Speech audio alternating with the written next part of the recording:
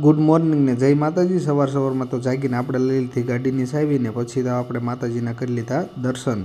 અને આ બાજુ તો આપણે માણકીને નવરાવી ધોરાવીને કમ્પ્લીટ રેડી કરીને જ રાખી હતી, ખાલી ચાલુ કરો એટલી જ વાર ને આપણે ખોલ્યો દરવાજો ને ગાડીમાં આપણે તો બેહી ગયા। અને પછી તો માણકીને રોડ માથે મૂકી દીધી રમતી। અને રસ્તામાં થઈ ગયા આપણને રાજુભાઈ મકવાણા ભેગા ને રાજુભાઈને કીધું કે હાલો આપણે તો આજે જવાનું છે બોટાદ। રાજુભાઈ કે બોટાદ જવાનું છે પણ શું લેવા? અને ફાઇનલી હું ને રાજુભાઈ બે તો બોટાદમાં પહોંચી ગયા। પછી તો મને રાજુભાઈ ને કઈ ગાડી પાર્કિંગ કરવાની જગ્યા ન મળી તો પછી હું ને રાજુભાઈ ઊભી બજારે ગુડિયા વેલમાં હાલ્યા હો।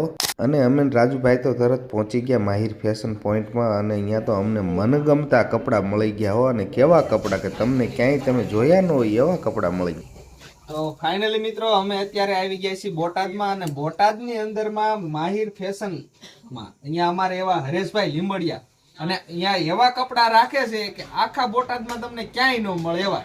જોઈ લો, મેં તો પહેરીને કમ્પ્લીટ એક જોડ લેવા આવ્યો તો 2 જોડ કમ્પ્લીટ કરીને જાઉં છું। એમાં પાછા સરસ મજાના જર્સી ટી શર્ટ હોતક રાખે છે, લ્યો આવા મને ક્યાંય ન મળે એવા તો અહીંયા મને મળ્યા। કારણ કે લેવું તું એક ને લેવાઈ ગયા 2, કારણ કે હજુ એમ થાય છે કે હજી આપણે 3 જોડી કરવી છે એવા હરેશભાઈ રાખે। तुम दोनों को मेरे पे विश्वास है ना?